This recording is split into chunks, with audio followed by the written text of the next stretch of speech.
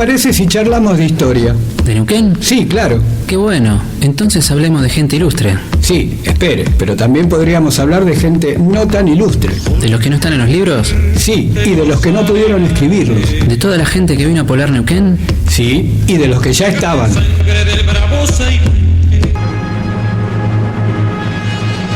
Oiga, tenemos que volver al año 1916 y evitar la fuga de presos y la tragedia de Zainuco. Espere, pero entonces no podríamos hablar más de ese tema. Tiene razón. ¿Cuándo es el programa? Todos los jueves de 18 a 19 horas. Espere, nos olvidamos de decir el nombre del programa. Esa es otra historia. Por el 87.9, la radio pública de Plotier.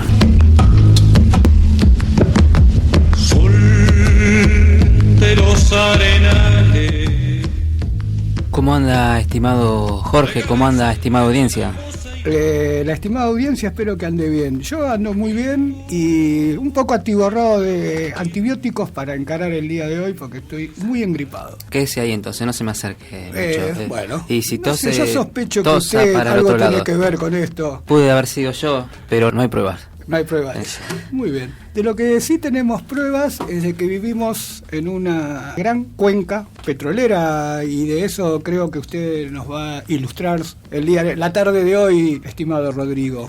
Sí, porque se está acercando una fecha bastante importante para la historia neuquina. El 29 de octubre de 1918 fue un momento importante porque surgió por primera vez luego de una perforación bastante ardua que llevó mucho tiempo.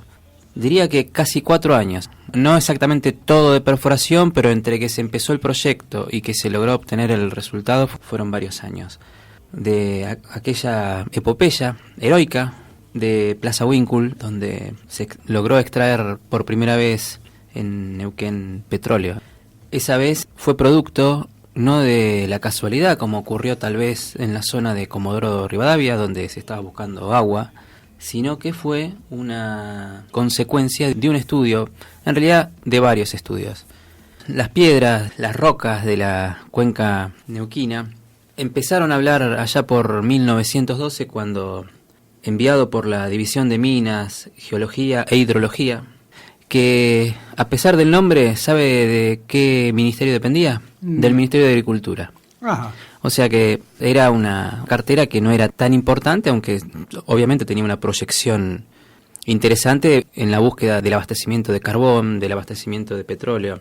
Ahora, discúlpeme, acaba de hacer casi poesía con eso de que las piedras hablaron. En realidad lo dicen los geólogos, las piedras hablan. Y estamos hablando justamente de un geólogo, Anselmo Winhausen, que fue contratado justamente por la División Minas, Geología e Hidrología del Gobierno Nacional, al que le comentaron un viaje de estudio de la zona, de la cuenca, de este engolfamiento, como le dicen ellos, los geólogos, a toda esta zona que en realidad hace muchos millones de años formó parte del Océano Pacífico. En realidad formó parte del Océano Pacífico en reiteradas oportunidades, también del Océano Atlántico, pero el responsable de que esto sea una cuenca petrolera es justamente la entrada del Océano Pacífico, que formó un gran golfo que es la actual cuenca neuquina. No entró directamente el océano como si fuera un gran golfo con una vista ilimitada hacia el mar, sino que hubo también un cordón montañoso que separaba el golfo del océano propiamente dicho. ¿Pero una incipiente cordillera de los Andes? Esos son bastantes millones de años después. Año más, año menos.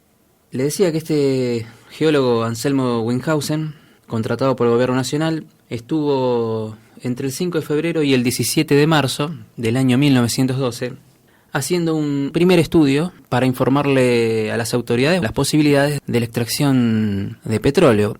¿Por qué lo envían a esta zona? Porque había indicios. Había afloramientos naturales a flor de tierra en algunas zonas, especialmente Cerro Lotena, que es un cerro que está entre Cutralcó y Zapala, de la Ruta 22 hacia el sur. Era un lugar donde muchas veces habían habido afloramientos naturales de petróleo y todas las fichas de todas las empresas privadas que se abalanzaron sobre esa riqueza que estaba en teoría y a flor de tierra, a flor de piel, Bueno, todas esas empresas trataron de ver si podían obtener ganancias, pero no lo hicieron porque justamente faltó la pata científica, faltó el estudio del lugar. Ahora vamos a hablar un poquito de petróleo antes de 1918. Por lo menos vamos a hacer algunos aportes, algunos breves comentarios, porque esto de querer sacar petróleo tenía ya muchos años, al menos 15, 20 años de antigüedad en la zona también. El informe científico que elaboró don Anselmo Winhausen lo hizo después de su tercer viaje, porque en realidad, entre medio, en la primer quincena de julio de ese año de 1912, hizo el segundo viaje, y el tercero en mayo de 1913. En ese informe científico, él adelanta sus conclusiones en una conferencia que pronunció el 6 de septiembre de 1913 en la Sociedad Científica Argentina, y el tema de su disertación era la constitución geológica de la zona petrolera o petrolífera del Neuquén. En ella, expuso sus observaciones y dio algunas indicaciones para proseguir explorando con perforaciones, valga la redundancia, exploratorias. Son como sondeos, ¿no? Digamos. Claro, es una fase previa cuando hacen un pozo, cuando se hace una perforación, sin saber exactamente si va a tener producción o no, si se va a encontrar petróleo.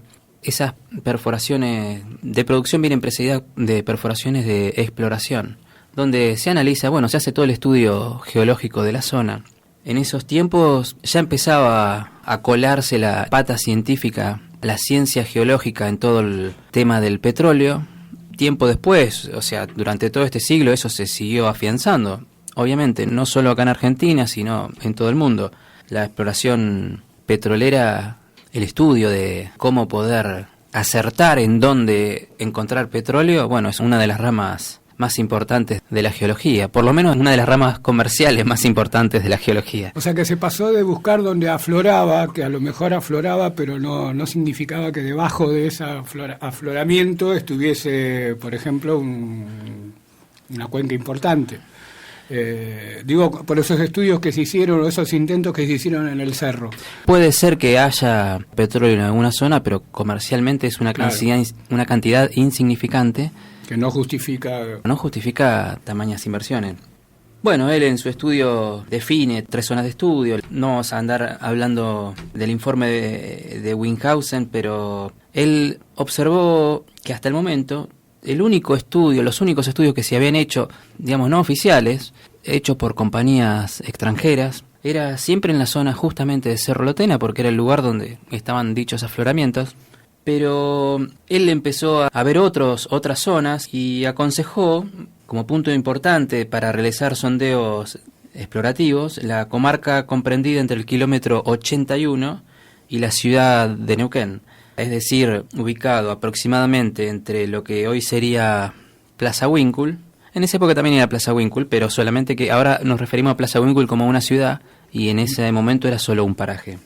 Le decía, el sitio ubicado entre Plaza Winkle y la capital neuquina era el lugar que él más o menos aconsejaba para poder hacer algunos pozos o unas perforaciones exploratorias.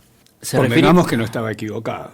No. Él en su informe habla un poco de las anticlinales de la región de las mesetas y no de Cerro Lotena. Las anticlinales son esas... Le iba a preguntar, pero tenía miedo una palabra de chino mandarín de esa a lo mejor que hablaba mi abuelo. Tenía miedo de preguntarle y que usted cuando ve una formación con forma de U invertida, donde se ven numerosas capas, ahí estamos justamente ante una anticlinal, y cuando es una U tradicional es una sinclinal. En realidad las anticlinales lo que tienen, que generalmente pueden ser observadas porque se elevan sobre la superficie de la Tierra. Las sinclinales muchas veces hay que estudiarlas en teoría, obviamente con todos los elementos que hay ahora de sísmica para poder analizar el subsuelo, se pueden observar en la medición de los equipos tranquilamente. En Cerro Lotena hubo varias compañías, la mayoría eran subsidiarias de la Standard Oil. Subsidiarias, es decir, que no eran exactamente la Standard Oil, pero que tenían el capital, más allá de que el nombre fuera de otra Una segunda, otra marca. Segunda y terceras marcas, eso le iba a decir. Era Standard Oil, línea Pepsi. Por ejemplo, The Argentine Oil Field, ¿no? De Argentine, me parece que poco tenía. No, perdón, me faltó una palabra. The Argentine Oil Field Syndicate, o sea, el sindicato del petróleo de la Argentina, no sé. ¿No era más fácil decirlo en castellano si era...? Y si le dijera que con el mismo nombre, otra es Neuquén Oil Field Syndicate, o sea, el sindicato de Neuquén, de petróleo, no sé, bueno. También en esa época en Estados Unidos a sindicato tenía otro significado también. Bueno, yo sí hago la traducción literal, pero tienen nombres raros y en algunos casos suenan hasta graciosos. Esos son los estudios de preliminares. Después vino el doctor Juan Keidel, que era un geólogo alemán, contratado por el gobierno nacional, que viajó a Neuquén a fines de 1913, o sea, él ya viajó con los estudios de Winghausen hechos, estuvo en esa famosa conferencia en la Sociedad Científica Argentina que nombramos recién, y él recorrió la cuenca, y en un informe de Minas, Geología e Hidrología de 1914, él hizo varias anotaciones, estuvo tratando de comprobar los datos de Winghausen. Más allá de la parte técnica, que acá justamente la estoy leyendo, él dice que Neuquén reúne las perfectas condiciones geológicas para encerrar yacimientos petrolíferos. Una vez que se hayan relevado en la superficie todas las manifestaciones características, bueno, manantiales, depósitos de asfalto, de carbón. Don Juan Keidel aconsejó realizar el primer pozo, la primera perforación en un lugar, en un paraje llamado Plaza Winkle, que estaba entre las estaciones Chayacó y Ramón Castro del Ferrocarril Sud, del ramal Neuquén-Zapala, ¿no? Estaba a 1 kilómetro al norte del kilómetro 1297, en un alto de un morro al lado de una mata verde. Ese es el lugar que él eligió, don Juan Keidel eligió para esa perforación, por lo menos que sugirió. No habría muchas matas verdes en esas. Bueno, no las hay hoy en los alrededores. Sí, tal vez esa descripción del lugar lo hizo justamente porque muchas matas verdes no o sea, si está lleno de matas verdes, él no hubiera puesto ese pequeño detalle en la descripción. Dijo, usted se baja del tren andando porque no había estación, se baja del tren andando entre Chayacó y Ramón Castro, mira, donde ve una mata verde, ahí va y empieza a cavar. Claro, más o menos sería algo aproximado. Igualmente el tren estaba bien medido en cuanto a los mojones de los kilómetros. O sea, si tenía que bajarse en el kilómetro 1297, solo podía errarle por 1 kilómetro. O sea, claro, si se pasaba al 1298 o si se bajaba antes. La mata verde se veía 1 kilómetro más allá, a 2 kilómetros creo que se veía también la mata verde.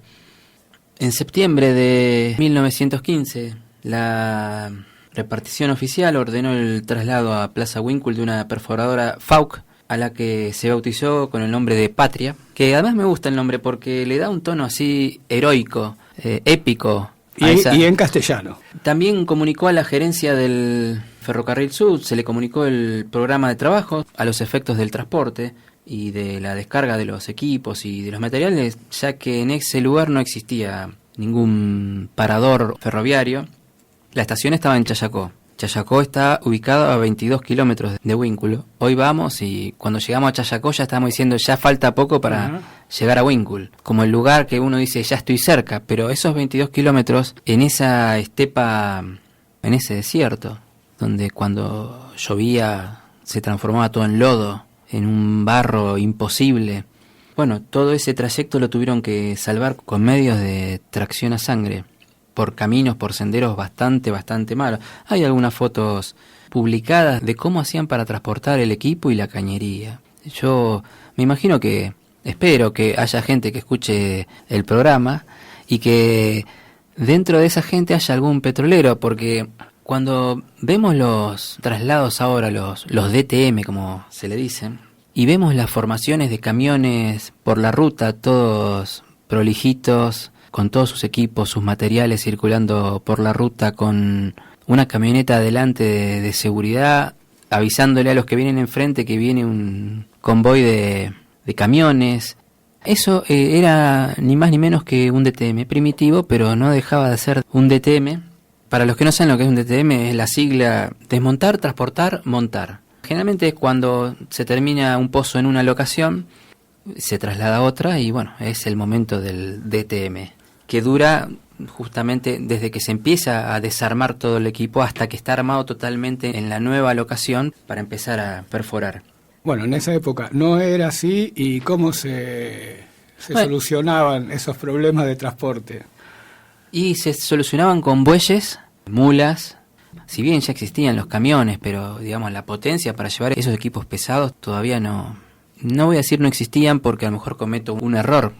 No veo, por lo menos en los archivos fotográficos de esos primeros años, de ese año 1918, 19, incluso no sé si hasta la fundación del YPF estatal en 1922, no he visto camiones. Sí, hay autos que trasladan a tal vez a personal jerárquico. Le estaba diciendo que esa... Disculpe, por lo que estuve chusmeando, encontraron una solución propia de la época también para solucionar el problema del transporte entre Chayacó y la incipiente Plaza Winkle con presos de la cárcel. Bueno, claro, presos... Sí. Si son presos no van a ser, ¿no?, de otro lugar que de una cárcel, pero... No, hay mucha gente que está presa en la ciudad. Sí, ¿no? Sí, claro. No, pero no nos referimos a esos presos en un sentido metafórico, sino en un sentido literal. Es verdad, tiene razón. En su momento pensé que me estaba hablando del tema del transporte. La solución que encontraron fue poner un parador en el medio. Claro. Que vamos a estar haciendo 22 kilómetros cuando el ferrocarril pasa acá a 1 kilómetro. Pero si usted se refiere al tema de los presos, sí, fue un inconveniente el que no hubiera gente calificada, no existía el trabajador petrolero, era una actividad... Claro, no existía la actividad petrolera en Neuquén. Existía. Ajá. Existía. Ahora, en la segunda parte, tal vez toque un poquito esos temas, porque si bien no hubo un descubrimiento así como el del Pozo 1, sí hubo empresas privadas que se dedicaban a tratar de perforar. Como le decía, la mayoría no perforaban en la zona de Plaza Winkle, sino en la zona de Cerro Lotena. No recuerdo bien cuántos kilómetros, le calculo yo unos 30. Tengo en mente dónde queda, yendo por la ruta 22 hacia el sur, entre lo que sería hoy Cutralcó, Plaza Winkle y Zapala. Pero no existía el jefe de equipo, el encargado de turno, no existía nada. La persona que se iba a poner a cargo de la perforación era un ingeniero, el ingeniero Canepa, hoy una leyenda dentro del petróleo neuquino, fue el primer jefe de equipo prácticamente, aunque no existía la figura, el escalafón, fue el que dirigió la operación. Y como no había trabajadores petroleros, tuvieron que recurrir al gobierno de Neuquén, el cual le facilitó 30 presos de la cárcel provincial, a los cuales hay que destacar que, más allá de su calidad de presos que iban con custodia, se les pagaba su jornal de trabajo. Hay una película que se llama Plaza Winkle, Pozo 1. No estoy seguro si la hizo De Mare, el mismo del Santo de la Espada. Me aconsejó verla, pero no lo pude hacer. Que si bien con algunas licencias históricas, en cierta forma trata todos estos temas justamente de los 100 años del petróleo, tal vez el evento más importante.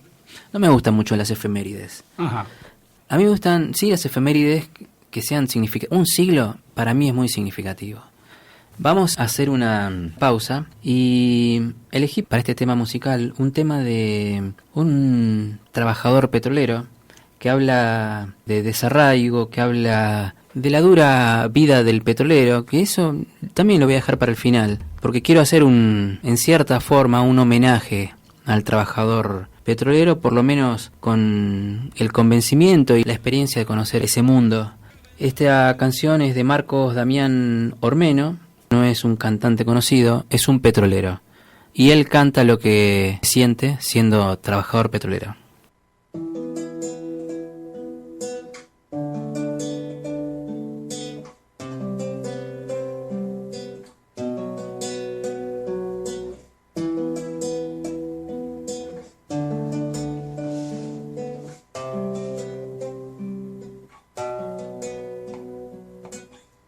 Manos curtidas por el viento y el frío, pasa la vida el petrolero del sol.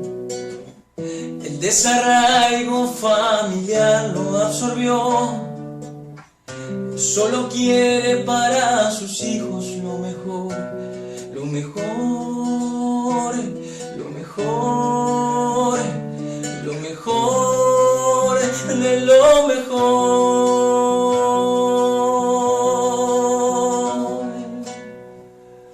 Petrolero del sol.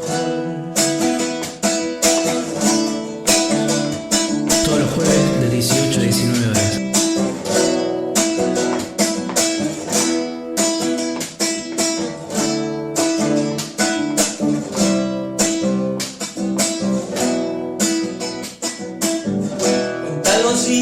Para poder retornar a las caricias y el abrigo de su hogar, alzar al niño para poder abrazar. El tiempo perdido es el karma de su vida, de su vida, de mi vida, de esta vida, de la vida.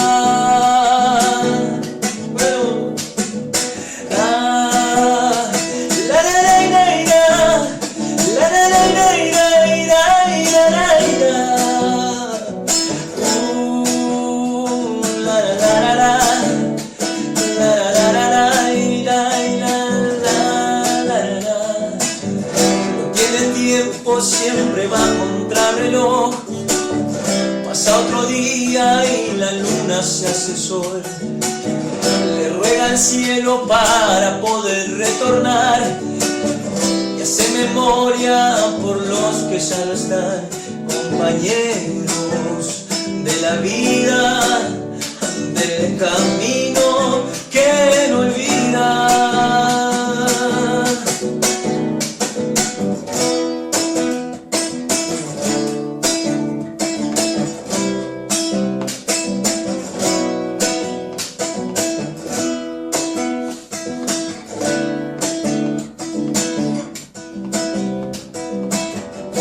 El sol en su compañía le va quemando los sueños de formar una familia y disfrutarla día a día. La lluvia no lo detiene y un llanto le moja el alma cuando se acuerda de un hijo y lo mucho que lo extraña. Pasa su vida y pierde su tiempo en el campo. La plata nunca compensa todo lo que ha dejado. Petrolero bien sureño de piel y alma curtida por ese viento que abriga y sana algunas heridas. Petrolero del sol, petrolero del sol, petrolero del sol, de este sol.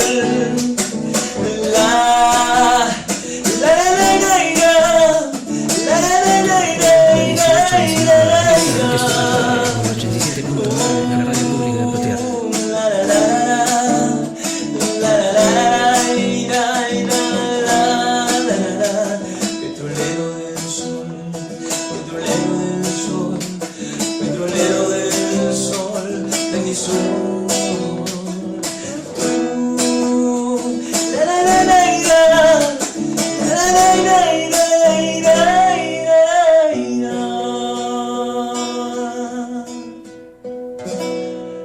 petrolero